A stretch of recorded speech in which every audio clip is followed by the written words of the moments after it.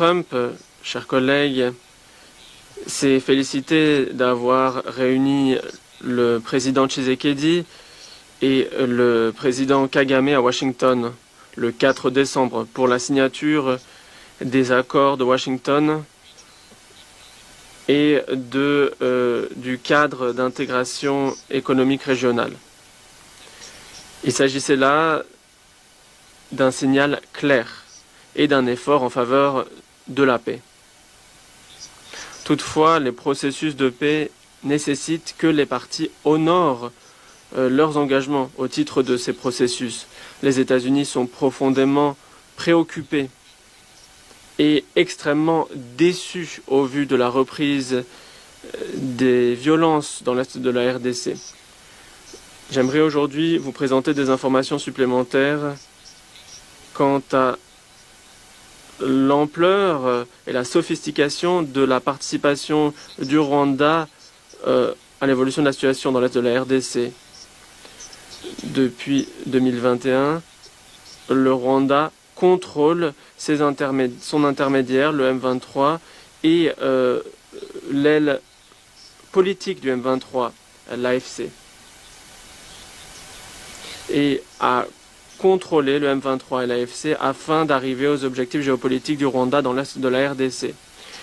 Le président Kigali y a intimement participé à la planification et l'exécution de la guerre dans l'est de la RDC en apportant des instructions militaires et politiques depuis des années. Les forces de défense rwandaises ont reçu une aide matérielle en matière de logistique et de formation, ont fourni une aide au M23 et ont envoyé 5 à 7 000 soldats dans l'est de la RDC.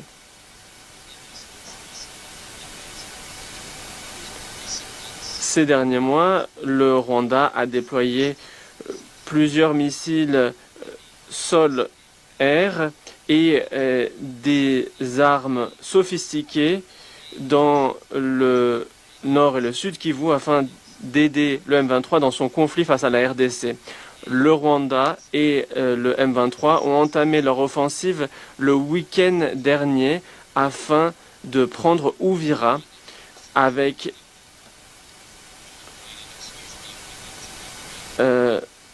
les forces rwandaises qui étaient situées elles aussi sur le front. Nous avons aussi des informations qui indiquent qu'il y a des drones suicides qui sont utilisés de plus en plus, de même que l'artillerie, aussi bien par le M23 et par les forces rwandaises, avec des frappes, y compris dans le Burundi. Alors, au lieu d'avancer vers la paix, comme nous l'avons vu avec les efforts du président Trump, le Rwanda mène la région vers une instabilité croissante et vers la guerre. Et au vu des engagements pris dans les accords de Washington, nous sommes préoccupés de ce que l'armée rwandaise, de par sa présence continue dans la RDC en appui du M23, intervient. Nous utiliserons tous les outils à notre disposition pour tenir responsables les auteurs de ces actions. Le Rwanda doit reconnaître le droit du gouvernement du RDC à défendre son territoire et son droit souverain à faire en sorte que les forces rwandaises se retirent de ce territoire. Nous échangeons avec toutes les parties pour appeler à la retenue et pour éviter une escalade plus avant et notamment pour empêcher une rhétorique hostile aux Tutsis. Alors que l'on négocie du mandat de la MONUSCO, les États-Unis veilleront à ce que la mission soit dotée des capacités suffisantes pour apporter une aide aussi bien au processus de Doha que celui de Washington, en gardant à l'esprit que les parties sont responsables de la réussite de la mise en œuvre.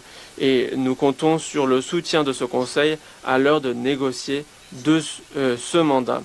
La capacité de la MONUSCO à apporter des capacités en appui de ces processus dépend toutefois de sa capacité à circuler, à se réapprovisionner et à appliquer son mandat sans ingérence. Le fait que les forces de la paix de l'ONU soient assiégées par des forces qui sont appuyées par un État membre un État membre qui lui-même fournit un contingent aux opérations de paix est une hypocrisie bien triste. Malheureusement, le M23 bloque depuis des mois la MONUSCO et cela a compromis sa capacité à opérer de manière efficace à Goma, comme cela a été